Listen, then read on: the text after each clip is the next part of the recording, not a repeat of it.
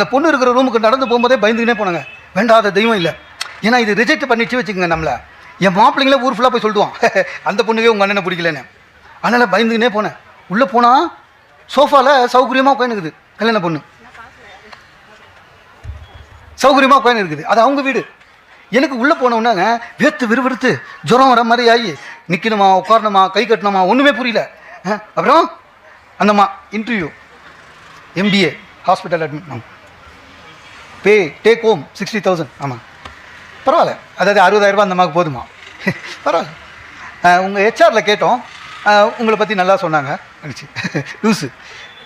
நான் ஏற்கனவே எங்கள் ஹெச்ஆரில் சொல்லியிருந்தேன், பொண்ணு பார்க்குறாங்க, இந்த பொண்ணுக்கு அண்ணன் அப்பான்னு புத்தாலிங்க அவனாவது ஃபோன் பண்ணுவான், என்னை பற்றி நல்லா சொல்லு, சனிக்கிழமை பார்த்து என் காசு அப்படின்னு அவன் நல்லா சொல்லிக்கிறான். இவங்க நம்பியிருக்காங்க. அப்புறம் திரும்ப என்னங்க உங்களுக்கு வேறு ஏதாவது பேட் ஹேபிட் இருக்கா?